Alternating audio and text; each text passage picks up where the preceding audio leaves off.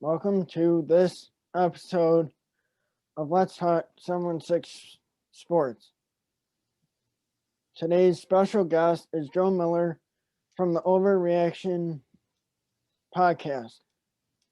Today we're going to talk Buffalo Bills football. What's up, Robbie? Not much. Just How you feeling about the Buffalo Bills being AFC East champs? I feel pretty good about that. Good. You should. Finally. Yeah. The last time they were there was when I was a baby. Yeah. How old are you now, Robbie? 25. Oh, yeah, you were a baby. So at least you were alive. Most of Bills Mafia wasn't even alive. It's crazy to think. Yeah. What were your three takeaways from the Bills win yesterday? I don't know that I can narrow it down to just three. There's a whole bunch. A lot of great stuff came out of that football game. Whether you're talking about, Josh Allen continuing to improve and prove that he is the player that we think he is. 3 games in primetime football, and I've got notes. 3 games in primetime football against 3 very, very good defenses. Josh Allen was 84 for 123 at 68% completions. He had 972 yards in those 3 games, 10 total touchdowns, 1 interception. The kid's playing at an MVP level. It's just impressive, and I would think he would get a couple votes at least. I'm not saying he's going to win it, but it's just amazing to see his continued progression. That was a big one for me, just to see him 3 games in a row under the lights on a primetime stage, where there's pressure, and not only pressure because the world's watching, but also pressure because there's stuff on the line. The playoffs are on the line. The AFC East division title is on the line. They weren't playing for nothing. These games were important. And he went out 3 weeks in a row and he did what he did, and he did it well. Another takeaway for me is just that this team can play with anybody. So you saw them play against a 49ers team that's reeling in some ways, but they've got a great defense. You saw them beat and manhandle the Steelers in the second half after they had to make some adjustments. And then you saw them do what a great team's supposed to do, which is crush a bad football team in Denver. And they did that. And then as far as a third takeaway goes, there's so many little things to pick from. I don't know if I have a third. What was one of your takeaways? Give me something that you had from that game. When Ed Oliver sacked Drew Lock, threw him down like a bag of flour. Yeah, they played well. The defense played well. The offense played well. It was incredible. I still think, we got some things to work on. I guess for me, if I had to pick a third takeaway, it's just what I've been chirping for about the last 6 or 7 weeks, that this is a pass first offense. And as much as people are concerned about the run offense, they don't need to run the ball until they need to run the ball, and they don't need to run it until they're late in the third and fourth quarter, up by 2-3 possessions, and they need to just slam the opposing team in the face with the running game. When you've got a quarterback who's pinpoint accurate, which Josh Allen is, and wide receivers who can get open, and when you can go multiple on your protection schemes as far as in the front, so whether it's 10 personnel, 12 personnel, you can get people blocked up depending on what they're trying to do to you. You can pass the ball all game long. You don't have to run it, and the Bills are proving that against good defenses. So that's probably what my third takeaway would be, that this is legit a pass first offense. So yeah. What was your high point of the game? Probably the throw to Kumaro, just because of the defensive coverage they were in. They were in a cover 2, which if you're old like me, you remember, the Bills playing the Tampa 2 back in the Trent Edwards, JP Lossman days. And it was like, yeah, we couldn't do anything on offense because they were playing a cover 2. Like no matter what we tried to do on offense, all the opposing defense had to do was play cover 2 against us. And it was seemingly our kryptonite for about a decade. So just to see Josh Allen come out and just thread the needle with a laser to a kid that, I don't know. I think he's had one other pass thrown to him. I don't know if he has another reception. That might be his only reception as a Buffalo Bill. But that was the high point of the game for me. That was when I was like, this game's over. Like at that point, I think that was our third touchdown and maybe second. But at that point, I was like, this game's over. It was that to me was the moment that I could feel. I wasn't nervous the whole game, but that was the moment where I knew that, like, yeah, this one's in the bag. How about you? What was the highest point of the game for you? I think that touchdown they threw to 87. Yeah, Kumaro. That's what I'm talking about. Yep. Yeah. Is he new? No. Well, yes and no. He's a practice squad player. He's been up and down on the roster since John Brown got hurt. But I think he was active in a couple other games. But I believe he's only had one of the pass thrown to him. So this was like the first one that he actually got, and it was a touchdown. So it was great. Yeah. Do you think Josh Allen is the future quarterback? What do you think? I think that he would be the future quarterback for the Bills. I don't know what else people need to see. Legit don't know. In my opinion, they're talking about him being, he went from being top 20 quarterback at the beginning of the season to a top 15 to a top 10, then to a top 5. And then last week they're talking about him being a top 3 quarterback.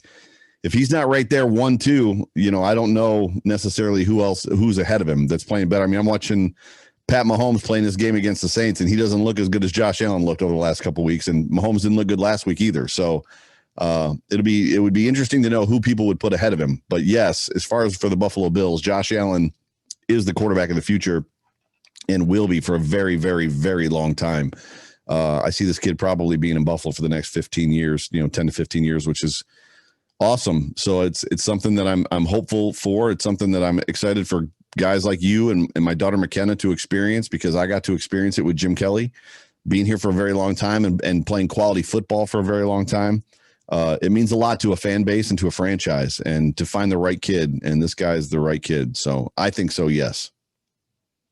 Yeah, I've seen like a lot of people, like reporters and that on Twitter saying like stuff about him and that. Mm-hmm. Yeah, for sure.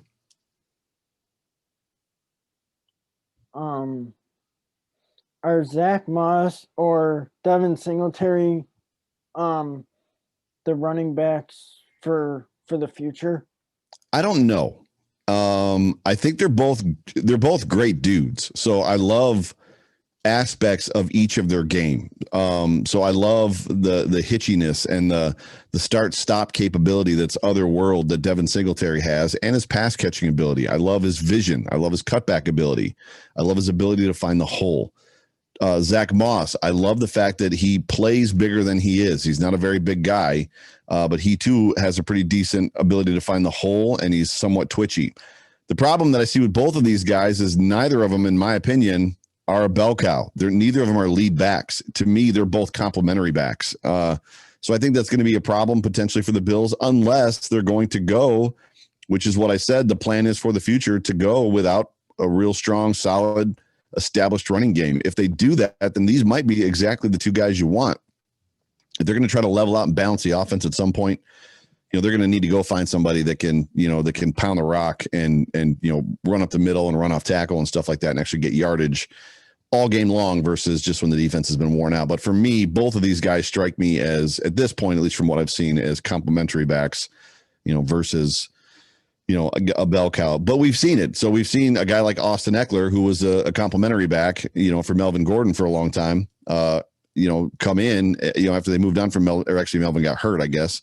And we saw him kind of take over as that number one. The question is whether or not one of these guys can do it. I'm just not sure. So we'll see. What are your thoughts? I mean, I think Coach McDermott is doing a good job with both of the running backs, I'd agree. and I think that they might be able to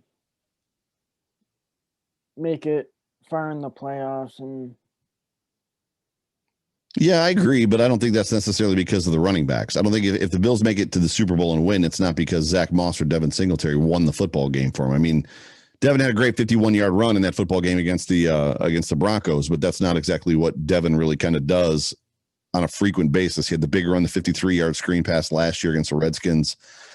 Zach Moss, in my opinion, is still kind of trying to find himself. I love their personalities. I love who they are as men. I love their connection to the team, and it's not a diss to say that I'm not sure if one of them is a true number one running back. That I believe they're both complementary backs. It just kind of more speaks to what it is. So it'll be interesting to see over the remaining games, and then through the postseason, if the Bills address that situation and go after somebody that's kind of more of a first and second down running back, or if they stick with these guys and kind of keep giving them a chance. We'll see. It'll be interesting. I know the Bills staff loves to stick with guys. They love to show their players that they believe in them. We've seen them do it with Brian Winters. We've seen them do it with Cody Ford. We've seen them do it with Trent Murphy. We've seen them do it until they're convinced or until they're forced to move on. They generally don't move on. So yeah. And how about Stefan Diggs, wide receiver?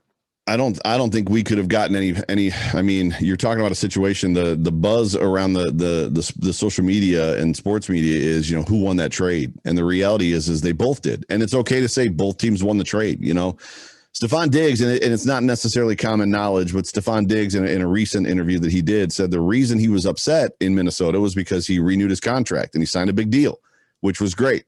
And he wanted to be in Minnesota. And then he found out after he signed the contract and kind of through preseason and some of the camps, and then as the season started, that they didn't want to throw the ball as much, which to him was like, well, then why did you sign me to this giant contract?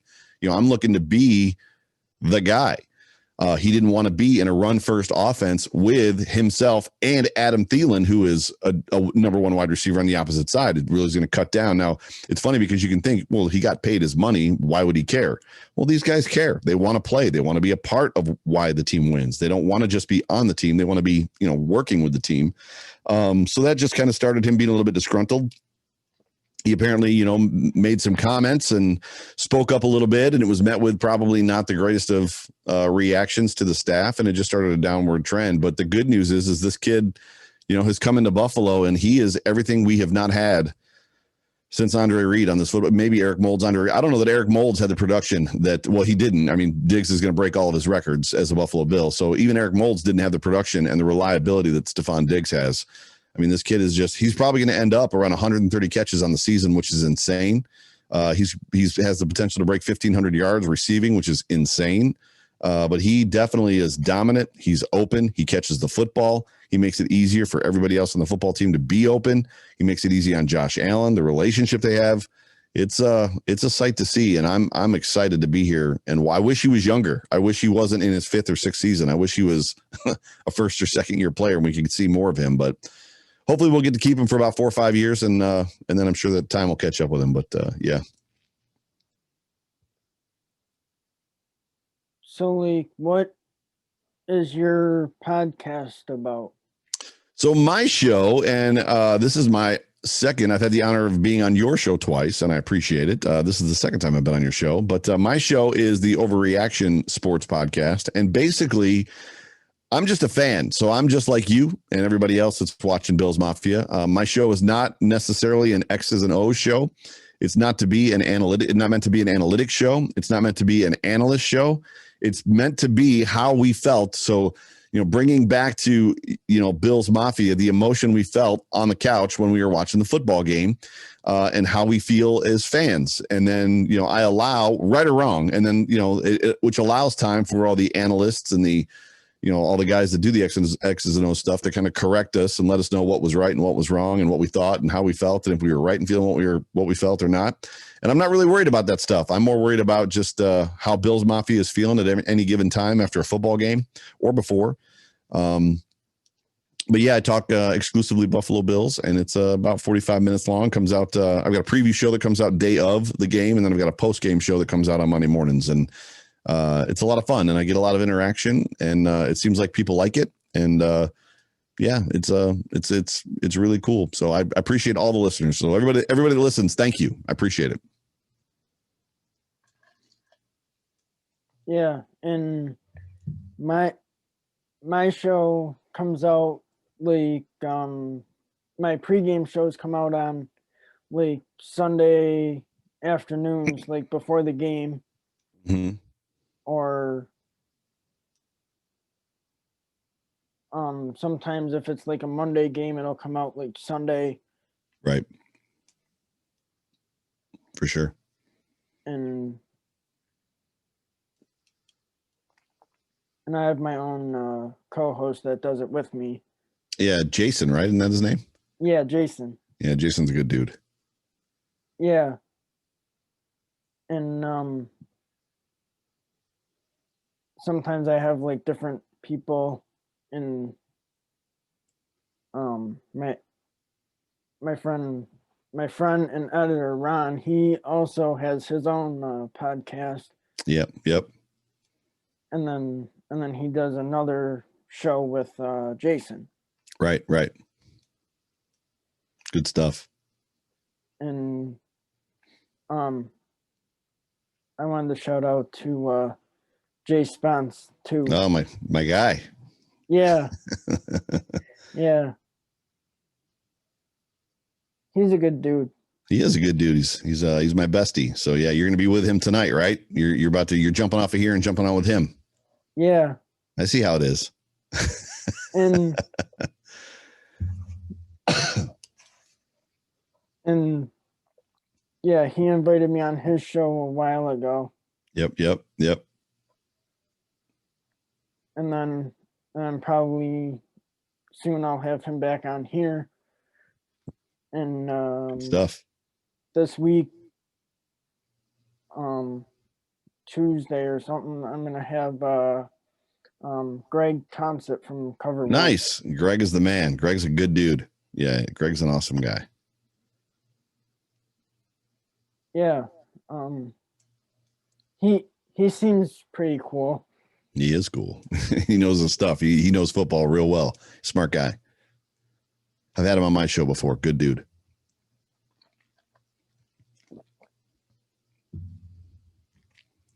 So like, do you have any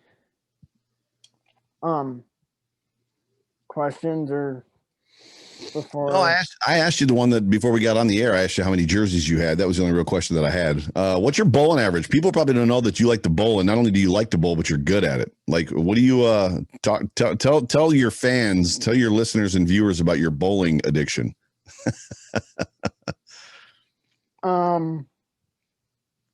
I average about 180 ish. 180, yeah, but the scores you send me are usually higher than that. Yeah, They're usually in the twos. Yeah.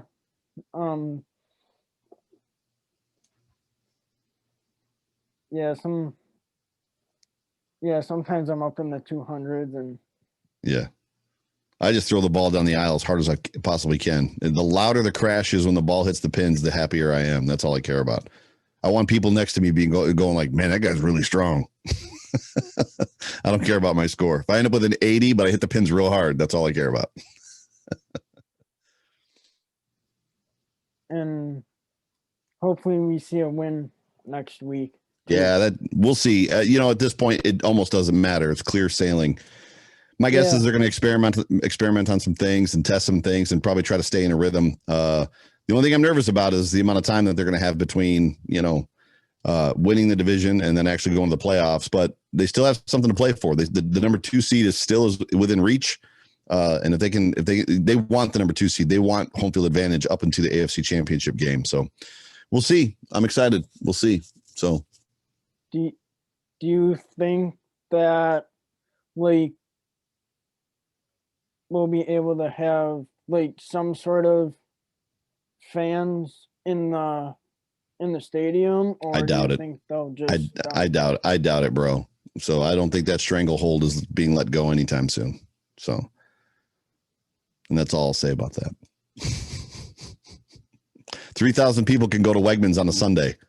Yeah. But 6,000 people can't go to Ralph Wilson Stadium, which is 20 times the size of a Wegmans for 3 hours. So that's all I'll say. But they need food, Joe. Yeah, they can also Instacart. They don't have to go to the store. They can have it delivered to their house. So I'm there's something going on out there. It's a pandemic. It's very real. But the way that we're being led and whatnot it's just strange. The whole thing is just odd, especially when there's teams all across the nation, in the NFL and in college that are allowing fans, and there's no outbreaks. So from people, there's no records, as far as I know, of super spreader events happening at football games. So it just is what it is. So here we're all going to get to watch it from home. So.